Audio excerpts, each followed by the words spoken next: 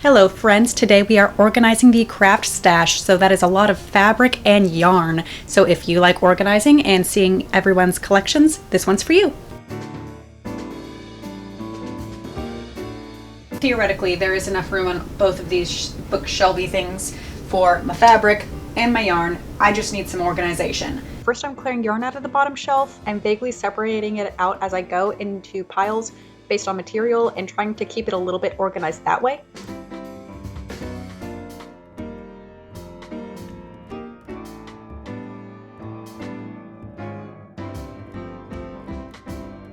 This room is right now just like covered in yarn. I'm running into so many scraps. I need a new scrap bag. Scrap bag so far. This row is like entirely cotton blend. All that is acrylic and polyester. That is my blanket yarn. That's a blanket cake. A little bit more baby yarn in there. A little bit more of the acrylic poly. More acrylic poly from a different angle. And here's all my wool and wool blends. Under the dress project that I'm currently working on is a little bit of fuzzy yarn under there too. And that is the fabric. I think I can organize the material best if I stack all of the big material like the bed sheets into one stack on the side and kind of keep that together that way. Then I'm just gonna see how everything fits together after that. I am confident that I have enough room.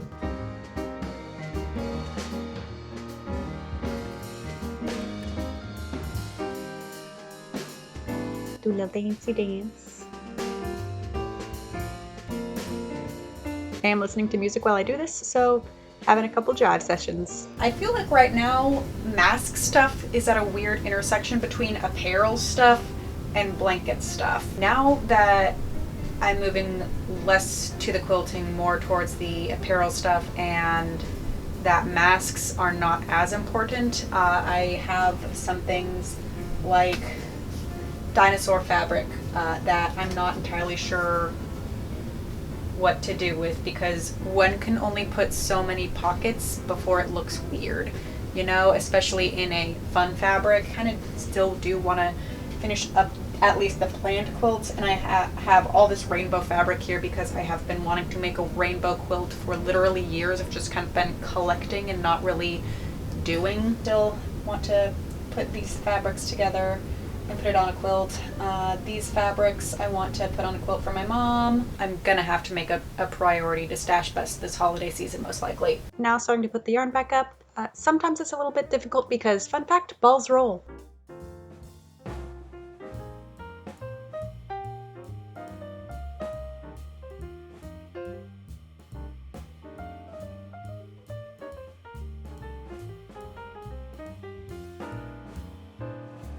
Okay guys, so it is the next day due to a perfect storm of the camera battery dying, the SD card running out of memory, and just getting in the zone with the yarn organizations. I did kind of forget to film the rest of that day. So now I consider myself done with this organization. I did want to go ahead and show you how I wound up organizing it, and maybe put in a bit and bob about how I might be able to use some of these things as well. The bottom shelf is primarily organized by apparel fabrics, then quilting a little bit on the side, more quilting up here, and some, these are my velvets, which I want to categorize as apparel fabrics as well, and just kind of the projects that I have planned. I just need to execute. I have like the pattern cut, I have the buttons picked out, I just need to execute that plan.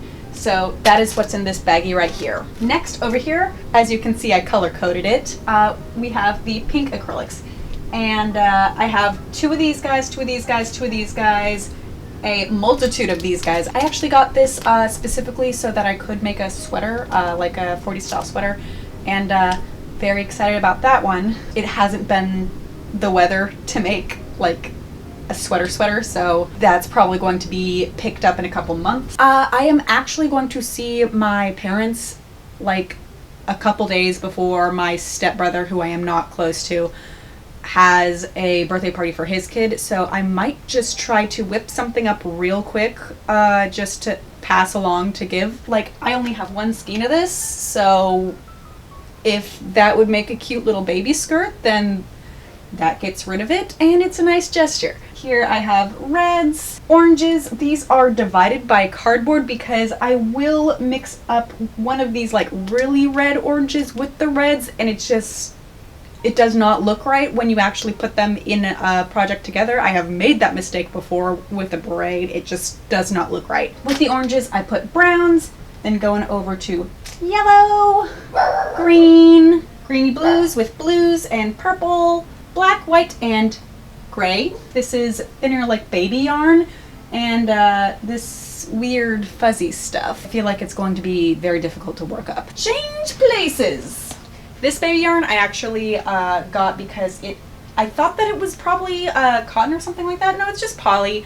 It's just a really, really soft poly, and I was thinking maybe I wanted to have that be like a summer top or something like that. I'm not entirely sure. This hideous, disgusting big bird vomit, like textured yarn.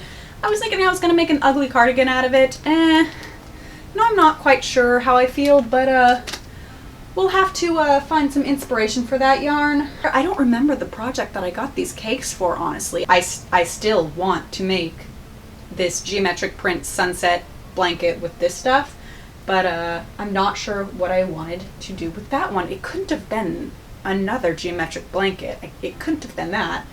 I have a one-off cake right here that I'm not entirely sure what to do with. Maybe that's going to be a shopping bag. Maybe that's going to be a pillow. Don't know. We'll have to find out. I moved our wool/wool blends over here. This entire half plus, this is all bulky, so it looks like so much, but I know that come present making season, like this is going to be completely diminished because this is just so much, and there's only like 2 cardigans worth of yarn here. Here are the weight 4 yarns. I am considering making myself a bathing suit out of that in a have anthropologists gone too far kind of deal. Yes, fashion anthropologists have gone too far if they're deciding to make themselves a wool bikini. We have a little bit more wool. I think this was like barely enough for a cardigan pattern that I wanted. So we will see if I bit off more than I could chew with that one. Random wool down here.